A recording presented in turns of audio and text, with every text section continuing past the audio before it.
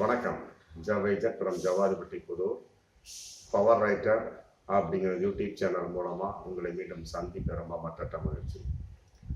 அத்தோட எங்கள் சேனலை சப்ஸ்கிரைப் பண்ணுங்கள், பெல் பட்டன் அழுத்த மறந்துடாதீங்க. அத்தோட எல்லாத்துக்கும் ஷேர் பண்ணுங்கள். தமிழக வெற்றி கழகத்தினுடைய கொடி அறிமுக விழா, அது எல்லோரும் எதிர்பார்த்த ஒரு விஷயம். மேலே சிகப்பு, நடுவில் மஞ்சள், மீண்டும் சிகப்பு, நடுவில் வாகைப்பூ, சுற்றி விட ஒரு போர் கால யானை, 2 யானைகள் காலை தூக்கியதை போன்று ஒரு பிரம்மாண்டமான ஒரு அப்படின்னு சொல்ல முடியாது. பொதுவாகவே கட்சி கொடிங்கிறது நார்மலா கையில் காட்டுவதை போன்று இருக்கணும். அது பல அரசியல் கட்சிகள் மறந்துடுறாங்க. இப்போ ரெட்டையில பாருங்க, டக்குன்னு காட்டிடலாம். அதை வச்சுதான் கருணாநிதியை சூரியன் இப்படி காட்டினார். நல்லா புரிஞ்சுக்கிட்டீங்களா? அப்புறம் ஈகாங்கிரஸ் அதுக்கு முன்னாடி இப்படி காட்டினாங்க. ஆனா விஜயினுடைய கொடி மேல சிகப்பு, கீழே சிகப்பு, நடுவுல மஞ்சள், நடுவுல வாகைப்பூ, 2 பக்கமும் யானை காலை தூக்கியதை போன்று, போரில் இருக்கக்கூடிய யானையை போன்று. இதை நீங்க எப்படி கையில காட்டுவீங்க? எந்த இதையும் முடியாது. இது மாதிரி பல கட்சிகள் இருக்கு. அதுல விஜயினுடைய தமிழக வெற்றி கழகம் ஒண்ணு. இது கூட இன்னைக்கு பிரச்சனையா போயிட்டு இருக்கு. எங்க கொடியினுடைய சின்னத்தை அதுல வச்சிருக்கிறாங்க, எங்க கொடியினுடைய கலரை அதுல வச்சிருக்கிறாங்க. அப்படிலாம் பார்த்தா ஒண்ணுமே கிடையாது. ஏதோ ஒரு மாற்றம் இருக்கும். அதன் அடிப்படையில விஜயினுடைய தமிழக வெற்றி கழகத்தினுடைய கொடியில ஒரு மாற்றம் இருக்கு. அதுல மாற்று கருத்தே கிடையாது. அதனால இதெல்லாம் எப்படிப்பட்ட கோர்ட்ல கேஸ் போட்டாலும் சரி, அசாம்ல பயன்படுத்தினது யானை சின்னத்துல அப்படிங்கிற மாதிரி என்ன கோர்ட்ல கேஸ் போட்டாலும் விளக்க உரையாக பார்க்கலாம் உடைய. மற்றபடி இதெல்லாம் செல்லுபடியாகாது. பொதுவா ஒரு தேசிய கட்சிங்கிற அளவுக்கு யானை சின்னத்தை பயன்படுத்த முடியும் அப்படிங்கும் போதுல மாநில கட்சி இது. அதற்கு சில சட்ட திட்டங்கள் இருக்கும். அதெல்லாம் பார்க்காமையா கட்சி அறிமுகப்படுத்த போறாங்க? அதெல்லாம் ஒண்ணும் இல்லை. அதெல்லாம் நாளடைவில் சரியா போயிடும். பட் இருந்தாலுமே கூட ஒரு கட்சியினுடைய ஒரு விஷயம், ஒரு சின்னம் அப்படிங்கும் போதுல அது கையில காட்டக்கூடிய விஷயமா இருக்கு. அதே நேரத்துல கட்சியினுடைய ஒரு கொடி அப்படிங்கிறத கையில் காட்டக்கூடிய அளவுக்கு இரட்டையாக திமுக, அதிமுக இந்த மாதிரி 3 விதமான ஒரு விஷயம். அப்படி ஒரு கட்டுக்கோப்பு வரணும். அது பல கட்சிகள்லயும் கிடையாது, தமிழக வெற்றி கழகத்திலேயும் கிடையாது. கொடியை அறிமுகப்படுத்தியிருக்கிறார். ஆமா. மற்றபடி இன்னைக்கு அது சம்பந்தமான பல பிரச்சனைகள் போனாலுமே கொடியை அறிமுகப்படுத்துறதற்கு முன்னால விஜயகாந்தை வீட்டுக்கு சென்று கேப்டனோட படத்துக்கு மலர் மாலை இட்டு மரியாதை செலுத்தி, அஞ்சலி செலுத்தி, பிரேமலதாவுடைய ஆசீர்வாதத்தோடு, மற்றபடி குறிப்பாக கேப்டனின் ஆசீர்வாதத்தோடு அந்த கொடியை அறிமுகப்படுத்திருக்கார் நடிகர் விஜய். இதன் அடிப்படையில் அரசியல் இருக்கிறதா அப்படின்னு பார்த்தா கட்டாயமாக இருக்கலாம் பிற்காலத்தில் அப்படிங்கிற ஒரு கேள்வி இதுல வரும். பொதுவா இப்ப இன்னைக்கு 71வது பிறந்த நாள் முடிஞ்சது, 72வது பிறந்த நாள் ஆரம்பம். ஆமா, கேப்டன் விஜயகாந்துக்கு. இன்று அவர் நம்மிடையே இல்லை. அது மிகப்பெரிய ஒரு வருத்தத்துக்குரிய விஷயம். அதன் அடிப்படையில் 71 டாட்டூ கலைஞர்களை வைத்து 71 நிமிடத்திற்குள் 71 பேருக்கு விஜயகாந்தின் முகத்தை வலது கையில் வரையக்கூடிய ஒரு சாதனையான ஒரு நிகழ்வு. அது இன்னைக்கு கின்னஸில் இடம் பெறலாம் அப்படிங்கிற விஷயத்தை நோக்கி போயிட்டு இருக்கு. இருந்தாலுமே கூட விஜயகாந்தினுடைய வீட்டிற்கு சென்றது இன்னைக்கு கூர்ந்து கவனிக்கப்பட வேண்டிய ஒரு விஷயமா தான் பார்க்கக்கூடிய ஒரு விஷயம்.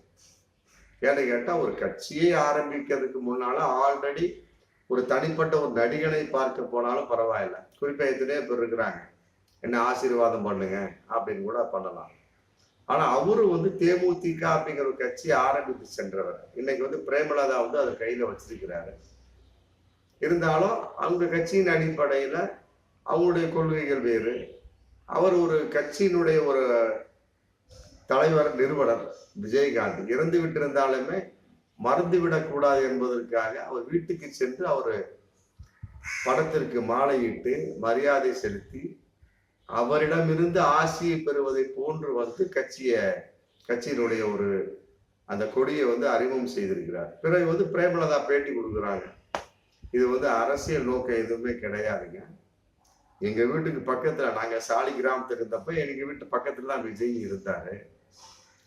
மற்றபடி வந்து எஸ்.ஏ. சந்திரசேகரன், விஜய், மற்றபடி விஜயகாந்த், இவங்களுடைய ஒரு வட்டம்லாம் வந்து மிகப்பெரிய ஒரு வட்டம், ஒன்றுக்குள் ஒன்று தொடர்புடைய வட்டம். அதனால வந்து இதை பெருசா பண்ணவிடலாம் முடியாது. மற்றபடி வந்து நட்புணர்வோடு கலந்த ஒரு சந்திப்பு தான ஒழிய மரியாதை கலந்த ஒரு சந்திப்பு, அரசியல் கலந்த விஷயம் எதுவுமே கிடையாது. பொதுவா வந்து அரசியல் வேறு, சினிமா வேறு அப்படிங்கிறத நம்ம எடுத்துக்கொள்ள, நான் இதை அரசியலாக எடுத்துக்கொள்ளவில்லை. ஒரு நடிகர், ஒரு சக நடிகர் தன்னை விட மூத்த சீனியரான ஒரு நடிகரிடம் ஆசீர்வாதம் வாங்க வந்திருக்கிறார் கட்சி கொடியை அறிமுகம் செய்வதற்கு முன்னால் என்றுதான் நான் பார்த்தேன் அப்படின்னு பிரேமலதா வந்து ரொம்ப அடக்க ஒடுக்கமா ஒரு பேட்டி கொடுத்துருக்காங்க. இருந்தாலுமே கூட பிற்காலத்தில் அவருடைய கூட்டணி அப்படிங்கும் போதுல வேறு விதமாக அமையலாம் அப்படிங்கிற பகிரங்கமான தகவல் ஆரம்பத்திலிருந்தே போயிட்டு தான் இருக்கு. அதாவது அவர் நடிகர் விஜயை பொறுத்த வரைக்கும் எந்த கட்சியில இருந்தாலும் தம்முடைய உறுப்பினர் சேர்த்துக்கப்பா அப்படின்ட்டார். திமுக, அதிமுக, காங்கிரஸ், மற்றபடி பாமக, பாஜக எங்கிருந்து வந்தாலும் தாவேக்காவோட சேர்த்திருங்க. ஆனா சீமான் கட்சியில இருந்தும் மற்றபடி வந்து விஜயகாந்த் கட்சியில யார் வந்தாலும் சேர்த்தாதீங்க. ஏன்னா அவர்களுமே எனக்கு தனிப்பட்ட ஒரு நம்பிக்கை இருக்கு.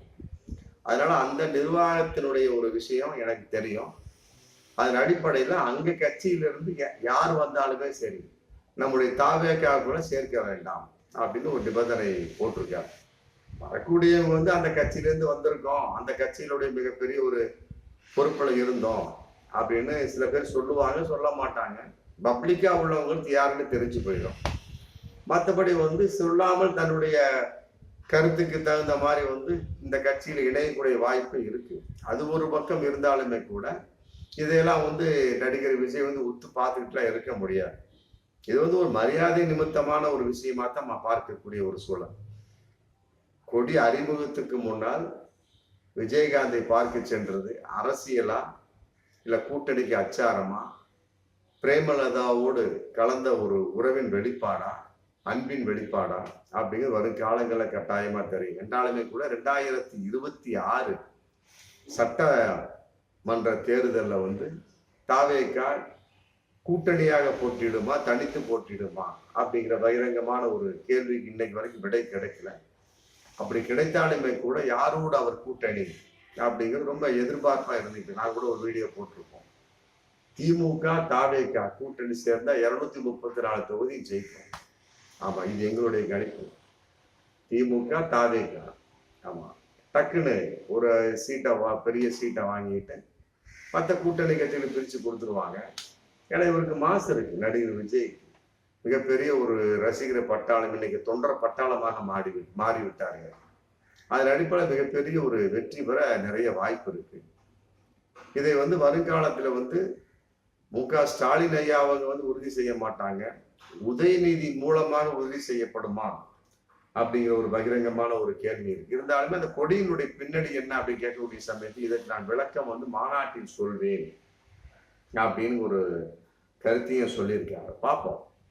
கட்சியின் சின்னம் சில பேர் வந்து இப்படியும்பாங்க, அப்புறம் இப்படியும்பாங்க. அதே மாதிரி கொடியை வந்து சில பேர் வந்து தன் கைக்குள்ளே அடக்கி கொள்வார்கள். ஆனா இந்த கொடியை பொறுத்த வரைக்கும் கைக்குள்ளே அடக்க முடியாது, எதுலையும் அடக்க முடியாது.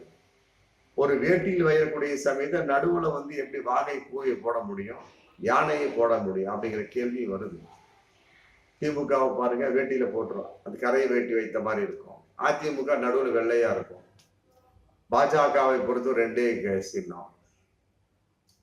காங்கிரஸ் பொறுத்த வரைக்கும் 3 சின்னம். சிகப்பா இருந்தா கம்யூனிஸ்ட். ஆனா இது வந்து 2 சிவப்புக்கு இடையில் ஒரு மஞ்சள். பாமக பொறுத்த வரைக்கும் 3 கலரு. அப்ப வித்தியாசமான ஒரு கலராக ஒரு தேர்ந்தெடுக்கப்பட்ட விஷயமாக இருந்தாலுமே கூட சரத்குமாரை கட்டு அந்த கட்சியை ஒட்டி அவரு டிக்ளேர் பண்ணிட்டு க்ளோஸ் பண்ணிட்டு பிஜேபியில சேர்ந்துட்டார். அதன் வெளிப்பாடுன்னு சொல்ல முடியாது. ஏன்னா அவர் வந்து ஒரு நிலைப்பாடு தான் வச்சிருந்தார். ஒரு மேல வந்து பிரௌனிஷா இருக்கும், கீழே மஞ்சளா இருக்கும், சிவப்புனோட சொல்ல முடியாது. இவர் அப்படி இல்லை.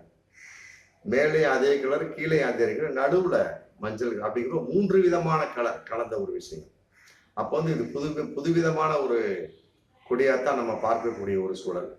இருந்தாலுமே தேமுதிகவோட அவருடைய கூட்டணி எவ்வாறு இருக்கும் என்பது வரும் காலங்களில் தெரியும். ஆமா, சந்தித்தது கொடியின் அறிமுகத்துக்கு முன்னால் சந்தித்தது அன்பின் வெளிப்பாடா, அரசியலின் வெளிப்பாடா என்பது வரும் காலங்கள் நமக்கு கட்டாயமாக சொல்லும். பார்ப்போம் மீண்டும் அடுத்த வீடியோ. நன்றி.